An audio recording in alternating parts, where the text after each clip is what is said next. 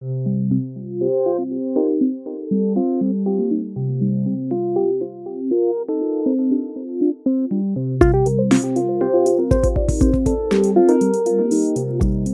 we are at Gregor's car, which he's been living out of for the past 8 months.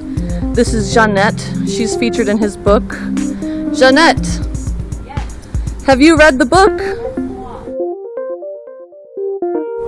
So this project, to put a billboard on Rodeo Drive that says sex and ego death, do you think that will make people uncomfortable?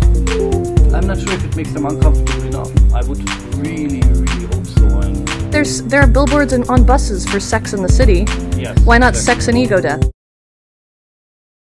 What do you think of putting a billboard on Rodeo Drive that says sex and ego death?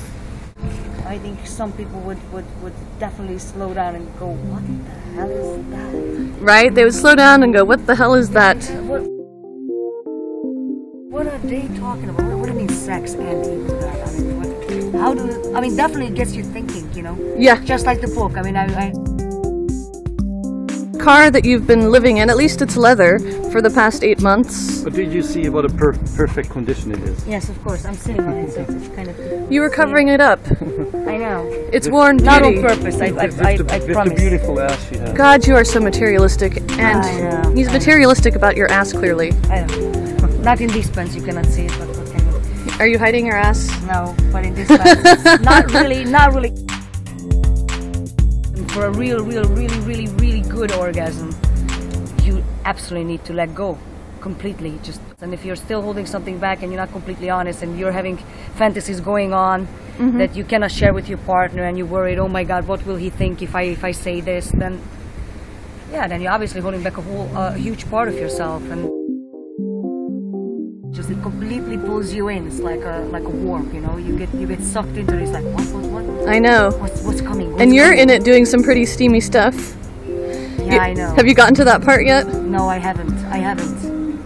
But I mean, it's interesting because everything he writes, you know, so far. I mean, I know the story. I've heard it, but it's just still interesting to read it, you know. Yeah, especially from another person's perspective. Yeah, exactly. I mean, I've heard Gregor tell me this, you know, several times. This story, what has happened to him. But I mean, still, it's really interesting to see the actual comprised, organized version of his thoughts and all the elements that are going on in his mind. And so do you think the book is important? I think it's phenomenally important. I think, you know, what else could be actually more important than to finally say goodbye to your ego? I mean, that's what... Saying goodbye to the ego. Yeah, I mean, using the, you know, realizing that there's a certain necessity for it because we live here on Earth and it comes with a purpose. But being able to control it and being able to, you know, be the game master. Yeah. And just say, hey, hello, ego, I got you, I know who you are, and you just stay put in your little seat, but I'm the game master. Definitely. But you feel that's not a strong enough message, or? Yeah, I think it's definitely people want to figure out what that could be, and I mean, lately it seems to be a terminology. At least ego is being very much used, and it came very much in the forefront of collective consciousness, which is very good. I mean, it's like TV shows and movies and advertisement and media and books. It's like all bringing out the word of ego and consciousness and the relationship between the two. Yeah. So because unfortunately we hush to shy away from things. Anytime we get confronted with something which is true, we run away from it. Yeah. So the right provocation, people cannot run away from it. So saying it in a way that people can't run away from it. But Jeanette had a good point, which is it does make people think, like, what the hell does this mean? What the hell? What do you think people will see when people see a billboard like that? Do you think it'll actually have any impact on society if they see a billboard, if they're out shopping buying $5,000 purses?